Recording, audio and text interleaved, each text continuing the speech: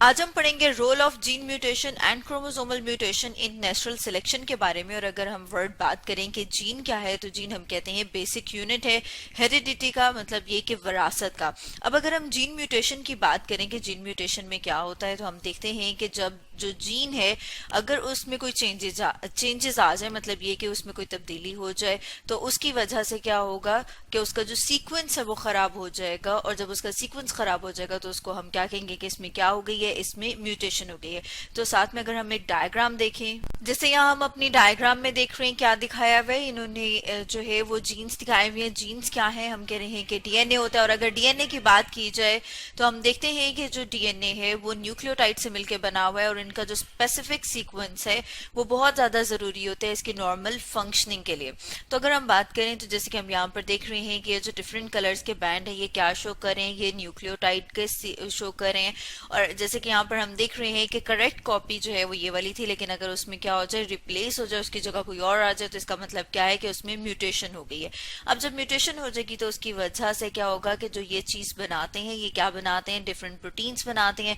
और फिर वो प्रोटीन्स जो है वो आगे चल के फर्दर और स्ट्रक्चर्स बनाते हैं। और ये क्या करते हैं, ये लिविंग ऑर्गेनिजम्स के जितने भी ट्रेट्स हैं उनकी बात कीजिए कि उनको कौन कंट्रोल करता है, तो उनको कंट्रोल करते हैं जीन्स। इसका मतलब ये है कि अगर जीन म्यूटेशन हो जाएगी तो उसकी वजह से उनमें क्या हो जाएगी, तब्दीली आएगी। और इसी तरह से अगर हम क्रोमोसोमल म्यूटेशन की बात करें कि क्रोमोसोमल म्यूटेशन क्या है, तो हम कह रहे हैं कि जब क्रोमोसोम के नंबर में या उसके स्ट्रक्चर में चेंज आए तो उसे क्या कहेंगे कि वो कौन सी वाली म्यूटेशन है, वो क्रोमोसोमल म्यूटेशन है। और अगर हम साथ में एक डायग्राम देखें, तो जैसे कि यहाँ पर हम डायग्राम में देख रहे हैं क्रोमोसोम, और अगर क्रोमोसोम की बात की जाए कि उसमें क्या आ सकते हैं, या तो उसका नंबर चेंज हो सकता है। जैसे कि अगर हम ह्यूमन की बात करें तो ह्यूमन में कितने नंबर ऑफ क्रोमोसोम्स हैं, 23।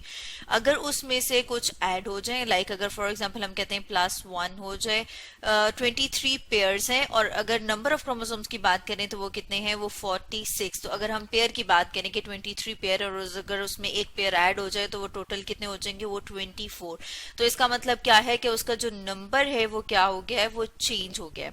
इसी तरह से अगर हम स्ट्रक्चर की बात करें तो जैसे कि हम यहाँ पर देख रहे हैं कि अगर उसका कोई पार्ट डिलीट हो जाए, जैसे हम यहाँ पर देख रहे हैं, तो इसको क्या कहेंगे, डिलीशन। हो सकता है कि कोई एक हिस्सा उसमें डुप्लीकेट हो जाए, जिसे हम कहेंगे डुप्लीकेशन। या हो सकता है कि एक हिस्सा जो है उसका उलट जाए, इन्वर्ट हो जाए।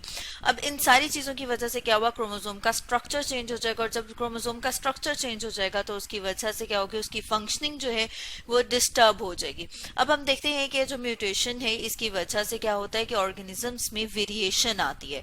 वेरिएशन की बात की जाए तो जिसमें हम कहते हैं कि ऑर्गेनिज्म जो एक दूसरे से थोड़े बहुत चेंज है, उससे कहा जाता है वेरिएशन। जैसे कि यहाँ पर अगर हम अपने सामने डायग्राम देखें, मौत की डायग्राम है, और इसमें हम देख रहे हैं कि ये दोनों एक दूसरे से डिफरेंट हैं। इसी तरह से हम देखते हैं कि कुछ वेरिएशन जो है वो यूजफुल होती हैं, यूजफुल वेरिएशन जो आगे फर्दर पास ऑन होती हैं पेरेंट से आगे उनके ऑस्प्रिंग में। इस तरह से कुछ वेरिएशन जो होती हैं वो हार्मफुल होती हैं, जो कि पास ऑन नहीं होती पेरेंट्स ऑस्प्रिंग में। वो पास ऑन क्यों नहीं होती, क्योंकि जो हार्मफुल वेरिएशन है उसकी वजह से जो ऑर्गेनिज्म है, हो सकता है कि उसका जो लाइफ स्पैन है वो कम हो जाए और उसकी क्या हो जाए, उसकी डेथ हो जाए। जब उसकी डेथ हो जाएगी तो वो अपने जो जीन्स हैं, अपने ट्रेट्स हैं, वो आगे फर्दर पास ऑन नहीं कर सके। अगर ट्रेट्स की बात की जाए तो जैसे अगर हम कलर देख रहे हैं तो ये इसका क्या है, ट्रेट। और इसको कौन कंट्रोल कर रहा है, इसको जीन कंट्रोल कर रही है, जो कहाँ पर प्रेजेंट होती हैं, जो क्रोमोसोम के ऊपर प्रेजेंट होती हैं। और जब इसमें कोई चेंज आएगी तो उसकी वजह से क्या होगा, ऑर्गेनिजम्स में वेरिएशन आती है।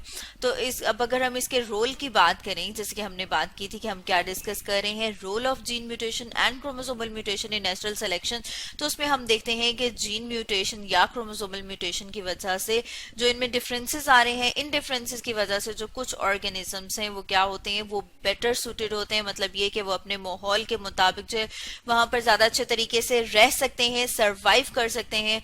और जो ऑर्गेनिज्म सर्वाइव करते हैं वो फर्दर क्या करते हैं, वो फर्दर अपने जैसे ऑस्प्रिंग्स को प्रोड्यूस करते हैं। और इस तरह से नेचर क्या करती है, उन्हें सिलेक्ट कर लेती है। इसलिए इसे क्या कहा जाता है, नेचुरल सिलेक्शन। नेचुरल सिलेक्शन मतलब ये कि नेचर उन वाले ऑर्गेनिजम्स को सिलेक्ट करती है जो अपने इन्वायरमेंट के लिए बेस्ट सूटेड हो। इसलिए इसे सर्वाइवल ऑफ द फिटेस्ट भी कहा जाता है। तो स्टूडेंट्स, आज हमने स्टडी किया role of gene mutation and chromosomal mutation के बारे में कि किस तरह से जीन और क्रोमोसोम में म्यूटेशन आती है, और म्यूटेशन आने की वजह से उसमें वेरिएशन आती है, वेरिएशंस में से फिर वो जो फर्दर यूजफुल वेरिएशंस होती है नेचर उनको सेलेक्ट कर लेती है और उसकी वजह से जो प्रोसेस होता है उसे क्या कहा जाता है, उसे कहा जाता है नेचुरल सिलेक्शन।